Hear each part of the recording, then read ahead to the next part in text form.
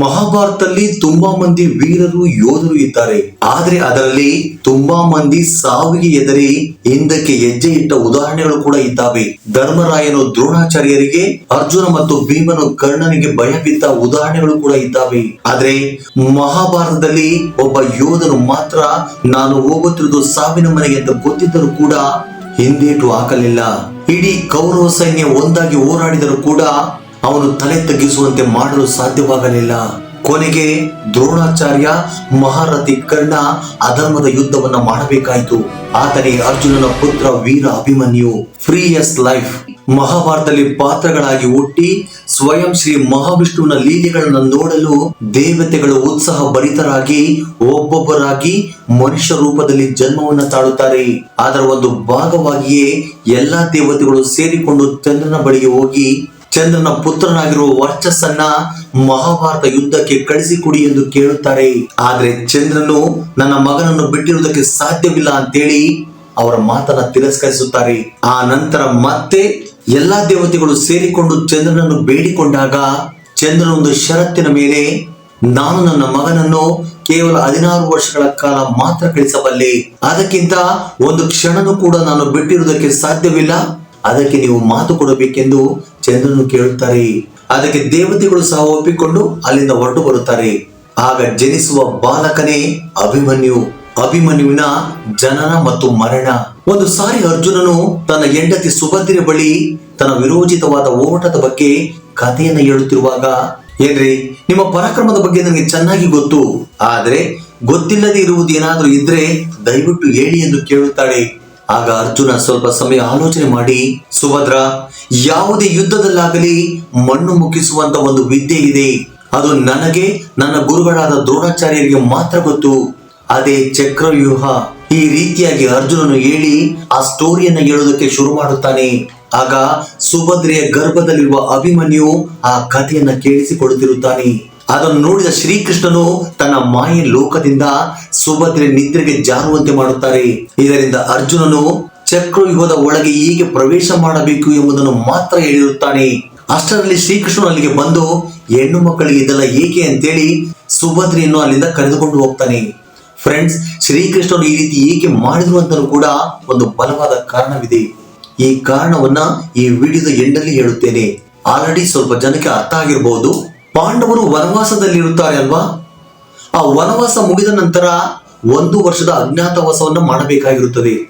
ಅಂದ್ರೆ ಕೌರವರಿಗೆ ಕಾಣಿಸಿಕೊಳ್ಳದಂತೆ ಇರುವಂತೆ ಮತ್ಸ ದೇಶದ ರಾಜ ವಿರಾಟ ಪರ್ವನ ಆಸ್ಥಾನಕ್ಕೆ ಹೋಗಿ ಕೆಲಸ ಮಾಡೋದಕ್ಕೆ ಶುರು ಮಾಡುತ್ತಾರೆ.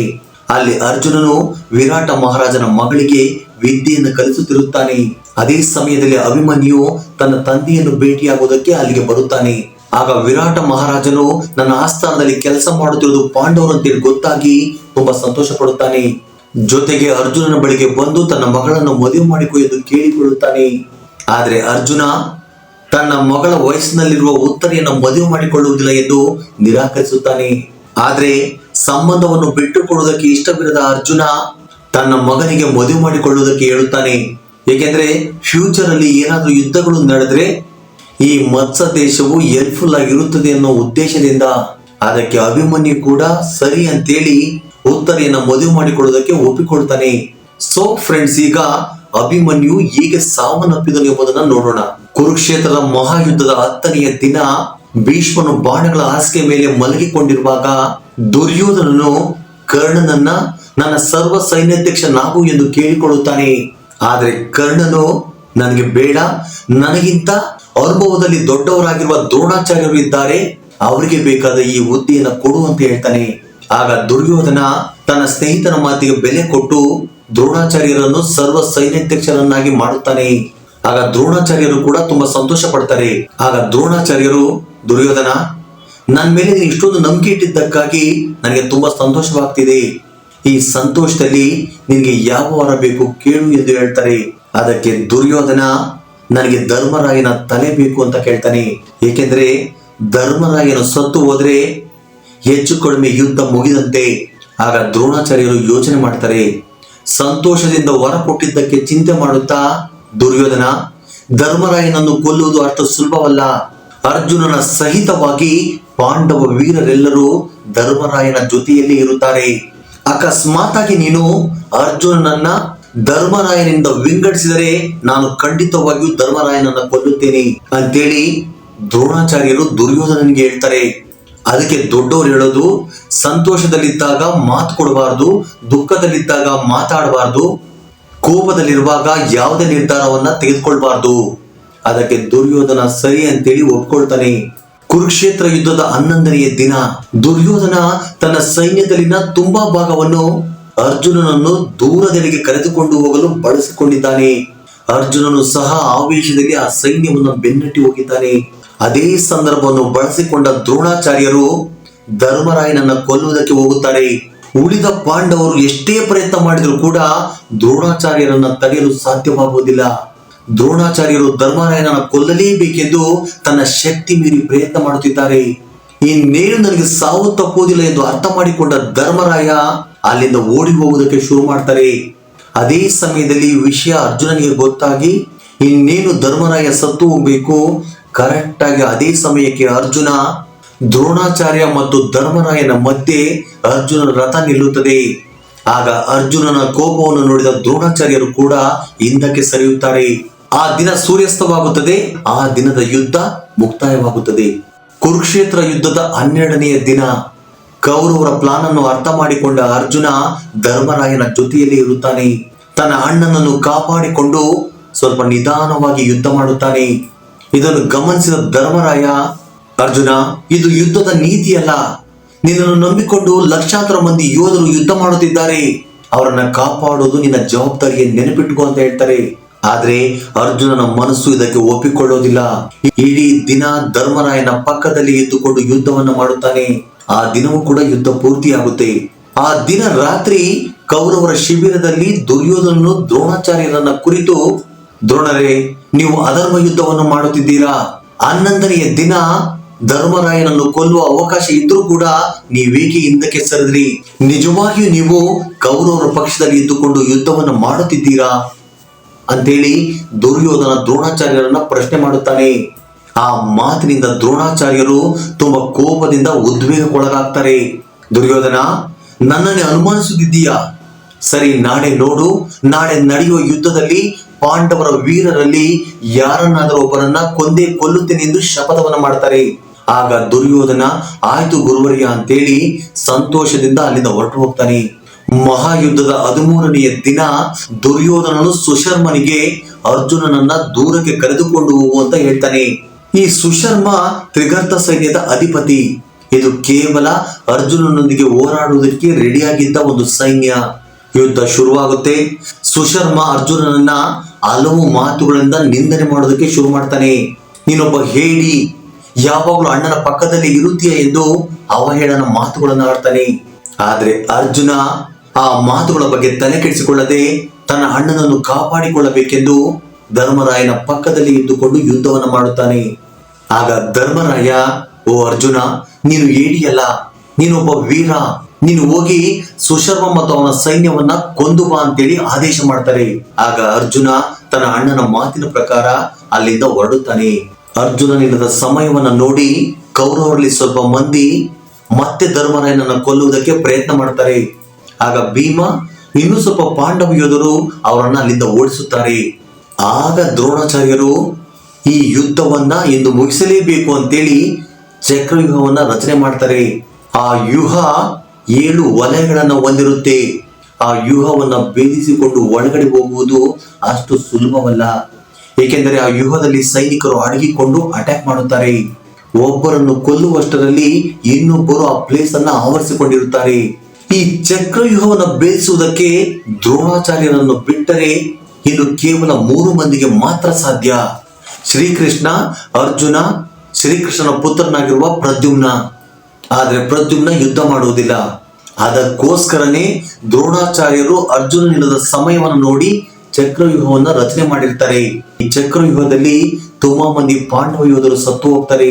ಇದನ್ನು ನೋಡಿದ ಧರ್ಮರಾಯ, ಅರ್ಜುನ ಬರುವಷ್ಟರಲ್ಲಿ ನಮ್ಮ ಇಡೀ ಸೈನ್ಯವನ್ನ ಕಳೆದುಕೊಂಡು ನಾವು ಸೋಲನ್ನು ಅನುಭವಿಸಬೇಕಾಗುತ್ತೆ ಅಂತೇಳಿ ಚಕ್ರವ್ಯೂಹವನ್ನ ಭೇದಿಸುವುದಕ್ಕೆ ಯಾರಿಂದಲೂ ಕೂಡ ಸಾಧ್ಯವಿಲ್ವಾ ಅಂತೇಳಿ ದುಃಖದಿಂದ ಕೇಳುತ್ತಾನೆ. ಆಗ ಪಾಂಡವ ಯೋಧರೆಲ್ಲರೂ ಕೂಡ ತಲೆ ತಗ್ಗಿಸಿಕೊಳ್ಳುತ್ತಾರೆ. ಅದೇ ಸಂದರ್ಭದಲ್ಲಿ 16 ವರ್ಷದ ಒಬ್ಬ ಬಾಲಕ ನನಗೆ ಗೊತ್ತು ಅಂತೇಳಿ ಕೈ ಎತ್ತುತ್ತಾನೆ. ಆಗ ಯಾರು ಅಂತ ನೋಡಿದ್ರೆ ಬೇಟೆಯಾಡುವುದಕ್ಕೆ ಸಿದ್ಧವಾಗಿರುವ ಸಿಂಹ ಅಭಿಮನ್ಯು. ಅದನ್ನು ನೋಡಿದ ಧರ್ಮರಾಯ, ಕುಮಾರ, ಚಕ್ರವ್ಯೂಹವನ್ನು ಬೇಯಿಸುವುದಕ್ಕೆ ನಿನಗೆ ಗೊತ್ತಾ ಅಂತ ಕೇಳ್ತಾರೆ. ಆಗ ಅಭಿಮನ್ಯು, ದೊಡ್ಡಪ್ಪ, ನನಗೆ ಚಕ್ರವ್ಯೂಹವನ್ನು ಬೇಯಿಸುವುದಕ್ಕೆ ಮಾತ್ರ ಗೊತ್ತು ಅಂತ ಹೇಳ್ತಾನೆ. ಅದಕ್ಕೆ ಧರ್ಮರಾಯ, ಏನು ಪರವಾಗಿಲ್ಲ ಅಭಿಮನ್ಯು, ನೀನು ಮುಂದೆ ಹೋಗಿ ದಾರಿ ತೋರಿಸು, ನಾವೆಲ್ಲರೂ ಕೂಡ ನಿನ್ನ ಹಿಂದೆ ಬರುತ್ತೇವೆ ಅಂತೇಳಿ ಧರ್ಮರಾಯ ಹೇಳ್ತಾರೆ. ಅಭಿಮನ್ಯುವಿನ ಪರಾಕ್ರಮವನ್ನು ನೋಡಿ ಇಡೀ ಪಾಂಡವ ಸೈನ್ಯಕ್ಕೆ ಒಂದು ರೀತಿ ಧೈರ್ಯ ಬರುತ್ತೆ. ಅಷ್ಟೊಂದು ಅದ್ಭುತವಾಗಿ ಈ 16 ವರ್ಷದ ಬಾಲಕ ಯುದ್ಧವನ್ನು ಮಾಡ್ತಾನೆ. ಅದನ್ನು ನೋಡಿದ ದುರ್ಯೋಧನ ಕೋಪದಿಂದ ಬಾಣಗಳ ಮಳೆಯನ್ನು ಸುರಿಸುತ್ತಾನೆ. ತುಂಬಾ ಕಷ್ಟಪಟ್ಟು ಅಭಿಮನ್ಯುವಿನಿಂದ ತಪ್ಪಿಸಿಕೊಳ್ಳಲು ಪ್ರಯತ್ನ ಮಾಡುತ್ತಿದ್ದ ದುರ್ಯೋಧನನ್ನು ನೋಡಿದ ದ್ರೋಣಾಚಾರ್ಯ, ಅಶ್ವತ್ಥಾಮ, ಕೃಪಾ, ಶಲ್ಯ, ಕೃತವರ್ಮ, ಕರ್ಣ, ಶಕುನಿ, ಸಾತ್ಯಕಿ, ಬೃಹತ್ವಾಲ, ಕೃಷ್ಯವ ಎಲ್ಲರೂ ಸೇರಿಕೊಂಡು ಒಂದೇ ಸಾರಿಗೆ ಅಭಿಮನ್ಯುವಿನ ಮೇಲೆ ಯುದ್ಧವನ್ನು ಮಾಡುತ್ತಾರೆ. ಆದರೆ ಅಭಿಮನ್ಯು ಅವರೆಲ್ಲರ ಬಾಣಗಳನ್ನು ತನ್ನ ಕಾಲಿನಿಂದ ತಡೆಯುತ್ತಿದ್ದನು. ಅಭಿಮನ್ಯು ಕರ್ಣನು ಹತ್ತಿರ ಬಂದ ತಕ್ಷಣ ಅವನ ಮೇಲೆ ಸಾವಿರಾರು ಬಾಣಗಳ ಮಳೆಯನ್ನು ಸುರಿಸುತ್ತಾನೆ. ಆಗ ಮಹಾರಥಿ ಕರ್ಣನು ಕೂಡ ರಥದ ಮೇಲೆ ಬಿದ್ದು ಹೋಗುತ್ತಾನೆ. ಈ ಯುದ್ಧವನ್ನ ದೇವಲೋಕದಿಂದ ದೇವತೆಗಳು ನೋಡಿ ಆಶ್ಚರ್ಯಪಡುತ್ತಾರೆ. ಸ್ವಲ್ಪ ಸಮಯ ಈ ಯುದ್ಧ ತುಂಬಾ ಘೋರವಾಗಿ ನಡೆಯುತ್ತೆ. ನಂತರ ವಿಶ್ವಸೇನನನ್ನು ಅಭಿಮನ್ಯು ಸೋಲಿಸುತ್ತಾನೆ. ಅಷ್ಟರಲ್ಲಿ ವಿಶ್ವಸೇನನ ರಥ ಸಾರಥಿ ವಿಶ್ವಸೇನನನ್ನು ಅಲ್ಲಿಂದ ಕರೆದುಕೊಂಡು ಹೋಗುತ್ತಾನೆ. ಇನ್ನೊಬ್ಬ ಸೇನಾಧಿಪತಿಯಾಗಿರುವ ವಸಿಷ್ಠ, ನಿನ್ನನ್ನು ಕೊಲ್ಲುವವರೆಗೂ ನಾನು ಇಲ್ಲಿಂದ ಹೋಗುವುದಿಲ್ಲ ಅಂತೇಳಿ ಮುಂದಕ್ಕೆ ಬಂದಾಗ ಅಭಿಮನ್ಯುವಿನ ಒಂದು ಬಾಣ ದೇಹದಿಂದ ರುಂಡವನ್ನು ಬೇರ್ಪಡಿಸುತ್ತದೆ. ಇದನ್ನೆಲ್ಲ ನೋಡಿದ ಕೌರವರ ಸೈನ್ಯ ಒಂದು ರೀತಿಯಲ್ಲಿ ಭಯ ಬೀಳುತ್ತೆ. ಅಷ್ಟರಲ್ಲಿ ಶಲ್ಯನ ಮಗನಾಗಿರುವ ಋಷ್ಮರಥನು ಕೌರವರ ಸೈನ್ಯಕ್ಕೆ ಧೈರ್ಯ ಹೇಳುತ್ತಾ ತನ್ನ ಬಾಣಗಳಿಂದ ಅಭಿಮನ್ಯುವನ್ನ ಗಾಯಗೊಳಿಸಿ ಕೆಳಗಡೆ ಬೀಳಿಸುತ್ತಾನೆ. ಇನ್ನೇನು ಅಭಿಮನ್ಯು ಸತ್ತು ಹೋದ ಅಂತೇಳಿ ಈ ರುಕ್ಮರಥನು ಅವನ ಮುಂದಕ್ಕೆ ಹೋದಾಗ ಅಭಿಮನ್ಯು ಅವನನ್ನ ಕೊಂದು ಹಾಕುತ್ತಾನೆ. ತನ್ನ ತಂದೆ ಕಲಿಸಿರುವ ಗಾಂಡವ ಮಾಯೆಯನ್ನು ಪ್ರಯೋಗಿಸಿ ತನ್ನ ಬಳಿಗೆ ಬಂದವರೆಲ್ಲರನ್ನು ಕೂಡ ಕೊಂದು ಹಾಕುತ್ತಿರುತ್ತಾನೆ. ಆ ನಂತರ ಮುಂದಕ್ಕೆ ಹೋಗುತ್ತಿರುವಾಗ ದುರ್ಯೋಧನ ಪುತ್ರನಾಗಿರುವ ಲಕ್ಷ್ಮಣನು ಅವನ ಮುಂದಕ್ಕೆ ಬರುತ್ತಾನೆ.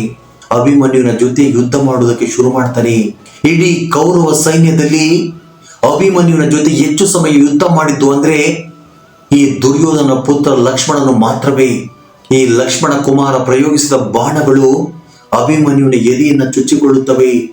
ಆಗ ಕೋಪಗೊಂಡಂತ ಅಭಿಮನ್ಯು ತನ್ನ ಬಳಿಯಿದ್ದ ನಾಗಾಸ್ತ್ರವನ್ನ ಪ್ರಯೋಗಿಸಿ ಲಕ್ಷ್ಮಣನನ್ನ ಕೊಂದು ಹಾಕುತ್ತಾನೆ. ಅದನ್ನು ನೋಡಿದ ದುರ್ಯೋಧನ ತುಂಬಾ ಕೋಪದಿಂದ ದುಃಖದಿಂದ ಅಭಿಮನ್ಯುವನ್ನ ಕೊಂದು ಹಾಕಿ ಅಂತೇಳಿ ಜೋರಾಗಿ ಕೂಗುತ್ತಾನೆ. ಅಷ್ಟೊತ್ತಿಗಾಗಲೇ ಅಭಿಮನ್ಯು ತನಗೆ ಎದುರು ಬಿದ್ದ ರಿಂದಾರಕ, ಬೃಹದ್ವಾಲ, ಜಯನ್ಸೇನ, ಅಶ್ವಕೇತು ಇನ್ನು ಅನೇಕ ಮಹಾವೀರರನ್ನ ಕೊಂದು ದುರ್ಯೋಧನ ಬಳಿಗೆ ಹೋಗುತ್ತಿರುತ್ತಾನೆ. ಅಭಿಮನ್ಯು ಬೇರೆ ರಾಜರ ಜೊತೆ ಅತಿ ಸುಲಭವಾಗಿ ಯುದ್ಧ ಮಾಡುತ್ತಾ ಮುಂದಕ್ಕೆ ಸಾಗುತ್ತಿರುವಾಗ ಕರ್ಣನು ಅಭಿಮನ್ಯುವಿನ ಹಿಂದೆಯಿಂದ ದಾಳಿ ಮಾಡಿ ಅವನ ಬಿಲ್ಲನ್ನ ಮುರಿದು ಹಾಕುತ್ತಾನೆ. ಅದೇ ಸಮಯದಲ್ಲಿ ಕೃತವರ್ಮ ಅವನ ಕುದುರೆಗಳನ್ನ ಕೊಂದು ಅವನ ರಥವನ್ನು ಹಾಳು ಮಾಡುತ್ತಾನೆ. ಆಗ ಅಭಿಮನ್ಯು ಕೆಳಗಡೆ ಬಿದ್ದು ಹೋಗುತ್ತಾನೆ. ಆದರೂ ಕೂಡ ಅಭಿಮನ್ಯು ಸೋಲನ್ನು ಒಪ್ಪಿಕೊಳ್ಳುವುದಿಲ್ಲ. ಕೆಳಗೆ ಬಿದ್ದ ಕತ್ತಿಯನ್ನು ಎತ್ತಿಕೊಂಡು ಹತ್ತಿರಕ್ಕೆ ಬಂದ ಸೈನಿಕರ ರುಂಡವನ್ನ ಚೆಂಡಾಡುತ್ತಾನೆ. ಇಡೀ ಕೌರವ ಸೈನ್ಯ ಕತ್ತಿ ಮತ್ತು ಈಟಿಗಳಿಂದ ಅಭಿಮನ್ಯುವಿನ ಮೇಲೆ ದಾಳಿ ಮಾಡಿ ಅವನನ್ನ ಗಾಯಗೊಳಿಸುತ್ತಾರೆ. ಆದರೂ ಕೂಡ ಅಭಿಮನ್ಯು ಕೌರವರ ಪಕ್ಷದಲ್ಲಿನ ತುಂಬಾ ಮಂದಿಯನ್ನ ಕೊಲ್ಲುತ್ತಾನೆ. ಅದೇ ಸಮಯದಲ್ಲಿಯೇ ದ್ರೋಣಾಚಾರ್ಯ, ಕರ್ಣ, ಅಶ್ವತ್ಥಾಮ ತಮ್ಮ ಬಾಣಗಳಿಂದ ಅವನ ದೇಹವನ್ನು ಛಿದ್ರ ಮಾಡುತ್ತಾರೆ. ಅಷ್ಟೊತ್ತಿಗಾಗಲೇ ಸಾವಿಗೆ ಹತ್ತಿರವಾಗಿದ್ದ ಅಭಿಮನ್ಯು ರಥದ ಚಕ್ರವನ್ನು ತೆಗೆದುಕೊಂಡು ಅವರ ಜೊತೆ ಯುದ್ಧ ಮಾಡೋದಕ್ಕೆ ಶುರು ಮಾಡ್ತಾನೆ. ಆಗ್ಲೂ ಕೂಡ ಕೌರವರ ಸೈನ್ಯ ಆ ರಥದ ಚಕ್ರವನ್ನು ಕೂಡ ತುಂಡು ತುಂಡಾಗಿ ಮಾಡುತ್ತಾರೆ. ಆದರೂ ಕೂಡ ಅಭಿಮನ್ಯು ತನ್ನ ಪ್ರಾಣದ ಮೇಲಿನ ಆಸೆಯನ್ನ ತೊರೆದು ವೀರಾವೇಶದಿಂದ ಯುದ್ಧ ಮಾಡೋದಕ್ಕೆ ಶುರು ಮಾಡ್ತಾನೆ. ಆಗ ಅಲ್ಲೇ ಕೆಳಗೆ ಬಿದ್ದಿದ್ದ ಖಡ್ಗವನ್ನ ತೆಗೆದು ದುಶ್ಯಾಸನನ ಮಗ ದುಶ್ಮಸೇನನ ಮೇಲೆ ಹೋಗುತ್ತಾನೆ. ಅದನ್ನು ನೋಡಿದ ದುಶ್ಮಸೇನನು ಕೂಡ ಅಭಿಮನ್ಯುವಿನ ಜೊತೆ ಯುದ್ಧ ಮಾಡುತ್ತಾನೆ. ಆಗ ಒಬ್ಬರನ್ನೊಬ್ಬರು ಚುಚ್ಚಿಕೊಂಡು ಕೆಳಗಡೆ ಬೀಳುತ್ತಾರೆ. ನಂತರ ಕೆಳಗಡೆ ಬಿದ್ದ ಅಭಿಮನ್ಯು ಮೇಲಕ್ಕೆ ಏಳಲು ಪ್ರಯತ್ನ ಮಾಡುತ್ತಿರುವಾಗ ಈ ದುಶ್ಮಸೇನನು ಅಭಿಮನ್ಯುವಿನ ತಲೆಯನ್ನ ಕತ್ತರಿಸುತ್ತಾನೆ.